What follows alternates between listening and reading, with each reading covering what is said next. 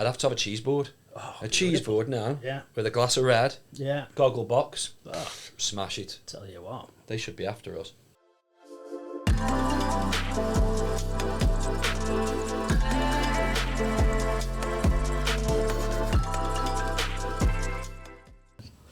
Brilliant. Oh, God. Tell you what, it's not a bad time to have a gin, is it? Gin o'clock. It's 5 o'clock somewhere, mate. No worries. Yeah. I know. Go on then. We actually... What? We could be on Gogglebox. We could be. The more I think about it now with this setup, I feel really like this could be a lounge now. Honestly, yeah. We'd be, even if we had to pretend to be a What gay snack couple would you just have? for the programme. Well, why not? I think we'd Try smash anything, Gogglebox. try anything once. Yeah. But Anyway. yeah. What snack would we have in the middle then? Go on then. I'm savoury, I am. So I'd have to have a cheeseboard. A cheeseboard now. Yeah. With a glass of red. Yeah. Gogglebox. Oh, Smash it. tell you what. They should be after us. After watching this, of course they will. Can't see. They'll be on to us, mate. Can't see why they wouldn't be, to be quite honest. Yeah. Yeah. It's a cheese board. Yeah. Ooh, what's your favourite cheese? Wensleydale. And you Oh get us yes, yes. Get in. Go on. I like having a bite of cheese and a bite of a pickle and Nice. mixing it up. Yeah. A little bit of onion chutney, but never have onion chutney. Only have an onion chutney with a plain cheese. I can't have a Wensleydale cheese with an onion chutney. That's all right on its Wow. own. Do we do blue or not? Blue, what are you on about here now? Have you got a repertoire blue? I don't like blue. A repertoire of blue. We're on about Stilton, Bloody but hell. yeah, if we want to go No, down I that don't road. like a strong Well, we're on cheese. about pulling off earlier, but anyway. Muff pulling off. And now blue. Go on. What a podcast. Class. Oh dear. Anyway. Do you like blue cheese or not? Not really. No, I do. Do you? Yeah, it's weird, isn't it? I don't, yeah. See, we could just talk about cheese and That's savoury products. No problem. Go on, what red we're going for then as well, if we're going on that sort of route. Shiraz, I think. Yeah. To be fair, I'm not... Sound like a I know what you're piss gonna head say, here, I but know. I'm not actually bothered. Yeah. No, I aren't though, because I'm not an expert on red wines. I like my whiskies, but because I'm not an expert, someone gives Yeah. me a red wine, every time I'll go, oh, it's the nicest That's a one I've nice had. one. Yeah. I'll go around, someone else will go, oh, it's probably, what's that bottle again? Go and buy one of them. I will never go and buy that bottle of red off what they say. No. But just 'cause at the time, because I've had a few, Take a photo best of it red and I've ever everything. had. Yeah, absolutely, yeah. I'm full of shit, really. No, well, we all are to a certain extent. Yeah, well, we might as well get on with that. Yeah, we because are, if I think we've covered quite a few things, obviously, already, but including cheese and red wine.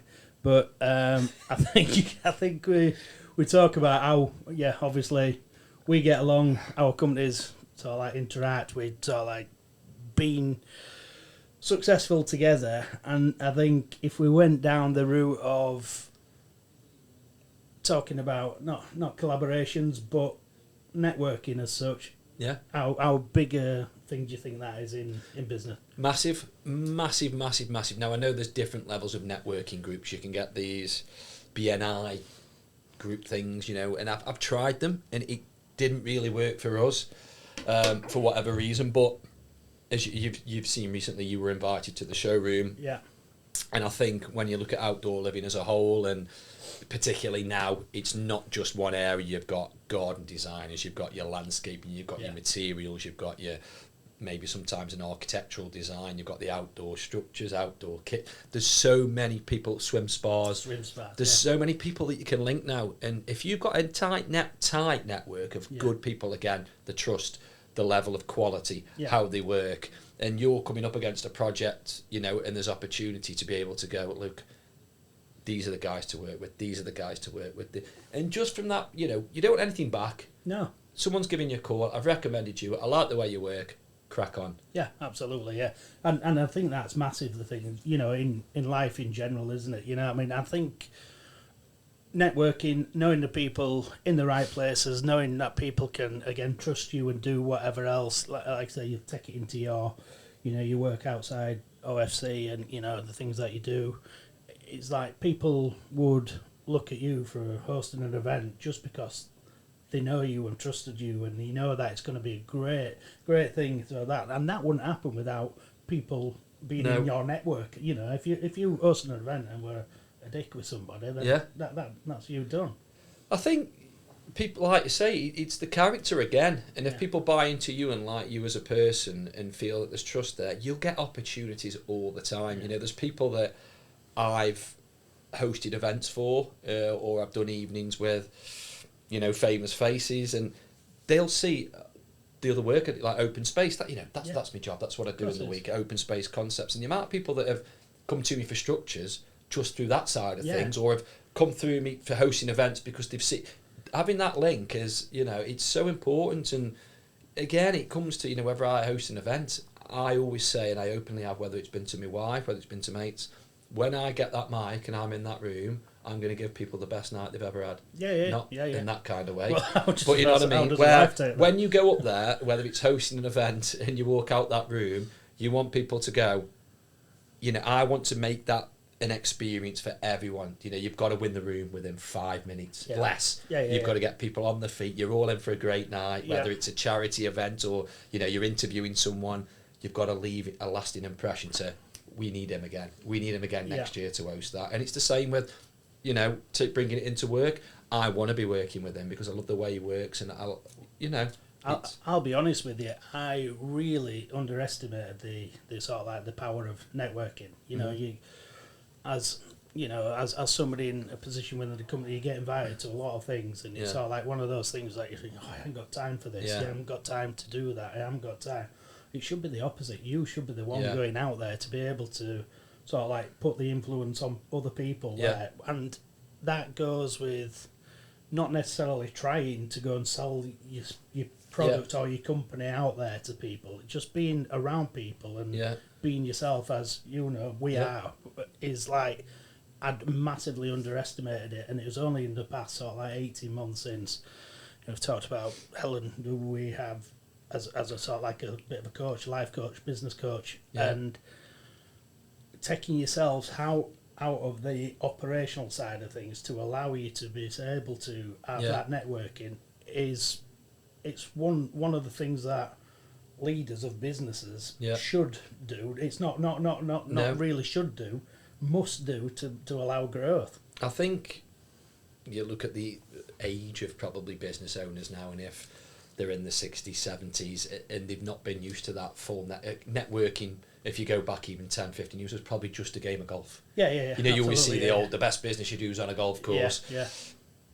I've been on golf courses, one I'm crapping to. I can't stand a lot of people that go to golf clubs, to be honest. But, you know, but it's true. Business is done on a golf. Now, things have developed, you know, there's networking events, there's, you know, exhibitions, there's this, there's that, there's turning up for meals. And you're right, you know, you can speak to someone for 10 minutes that go, I like this guy, right, let's find out about what he does. Yeah, absolutely. You know, and it is important, and just staying in people's minds, whether it's now 6 months, 8 months down the line, that phone call.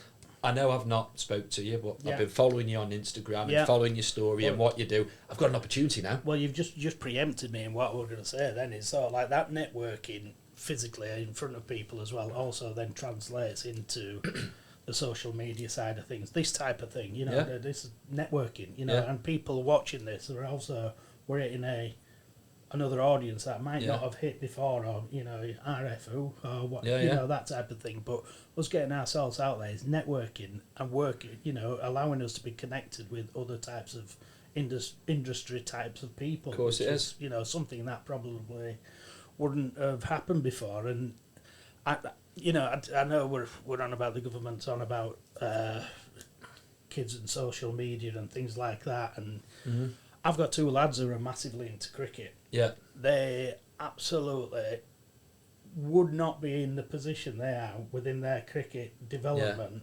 if it wasn't for social media. Yeah, you know, and I think that, you know, for them to be able to sort of be taking that away from them, or other kids coming up and sort of like being able to watch the best players tutorials on whatever they're doing, whether that's Shane Warne bowling or Joe Root batting, and have the techniques and things like that to be able to do.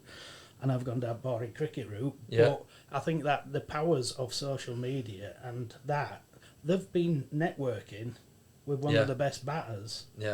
That's ever been. You know what I mean? And it's sort of like that is a massive thing for you to be able to do that. So networking, yes. it's gone away, not gone away, but from just standing in an auditorium looking Yeah, at absolutely. to whatever. There's different ways. There's a lot of influential people on social media, and you can get, like you say, a lot closer than when, I was playing football or younger. It was just match of the day, going down, watch the mighty Stoke on a Saturday. But that was it. Now if you're serious and, like you say, you can learn and you can. They have tutorials as yeah, such, aren't they? That's what I mean. And yes, there's a bad side of social media, unfortunately, but you've got to take it. That's like anything in life. That's, to me, is down to parents in general. If you're letting your kids go and watch whatever they want at any hour of the day, but if you know that they are looking at something that's going to help them develop, and you think there's a good side of the social media side of it as well. Without a doubt. And like I say, the networking event that you held at the showroom, right?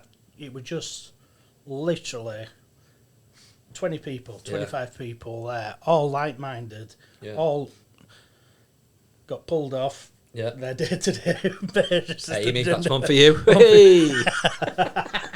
Sorry, there is a bit of context into that, but anyway, well, they got pulled off the day-to-day work to make an effort and come to that, not just to support the event, but just literally to stand and chat to people about different opportunities and have that, that collective there to be able to say, right, okay, we can offer this to our clients, our customers, our customer base.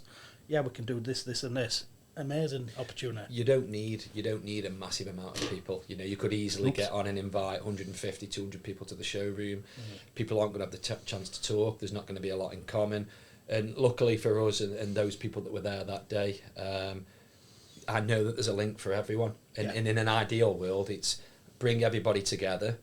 I haven't got to worry about them links. That's then down to yourselves to speak to them or drop them an email after and this and that. Yeah. And if you can do that with a tight group, it doesn't need to be big to bring in some really good business. On some 6-7 decent sized projects a year through people like that. Yeah. That you weren't already getting just through a network, and people that you're at the front of people's minds.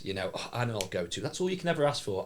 Who do I need to speak to? What's his name? Them that are doing the podcast. That's what you want. Yeah, absolutely. And like I say, that connection of people, trust, everything else, the network and everything can only sort of like lead into a better place for your company to go and sort of like try and achieve better. Like I say, nothing's guaranteed, but having the knowledge and having the people around about you learn about different products. We learn, always learning about different products, about different specifications, different things, and it's all like it's just a great thing to sort of have, is talking to people.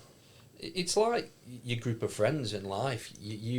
I've found as I get a bit older, and it's true, your friends go like this, and people that you really value that have been there for, and you kind of build your own network of friends that you love and trust outside of work, and it's similar. You get a bit more wiser. I always thought I'm a very good judge of character, and that's for me looking at a bloke in a pub. I can normally get, I know it sounds, you kind of do, and I think it's just like life. You get that pool of friends that are there for you, that will support you when the times are good, times are bad, and you hope that you build working relationships with people in a network that will have your back, that understand you. It's the same. No, absolutely. It really is. And it's sort of, just different people in different places, like you say, having that judge of character and having, people don't want to be sort of like associating their work time with people that they don't like being around. You can't guarantee everybody's going to get on and do whatever. Like in a workplace, of course it is. Everybody's different, but we have a massive sort of like saying, if you've got a round peg for a round hole, that's perfect, because that square peg might fit in there, but it's not going to be everything. So if different people have different roles within in the company or wherever you are, you can't have sort of like all alpha males in a friendship group or whatever else. Some sort of like a little bit take of a bit of a backseat, and same in like a football team. You can't have a team full of centre forwards. No, it doesn't work. We need a centre forward at the minute, but no, you're right. It's true, and it's about team, and it's about people adding value to a good team and understanding what the business is about. When I went to open space, and obviously I knew more, but I liked it. And when you feel you're in a place where this is me. This is, I want to be part of this success. Yeah. And if you've got someone in your team, whether it's someone behind the desk or someone that's carrying stock out, but they all want to be part of that team and drive that, you can't ask for anything more. No, it's important, is that. And like I say, going back on, I remember one of the first times we came over, saw the showroom. We went out for a bit of lunch, and I forgot about that. Yeah, I haven't told it yet. No, have you not? Have you not? Quite expensive. Did I pay? No, I'm only joking. But you told us about, I wasn't aware of your footballing career, and and how that went so far, and you came to an abrupt end, and it was sort of like a bit of a. You've gone from doing this as a livelihood to almost having that taken away from you. Yeah. Massive things to deal with, isn't it? And that's the thing with people.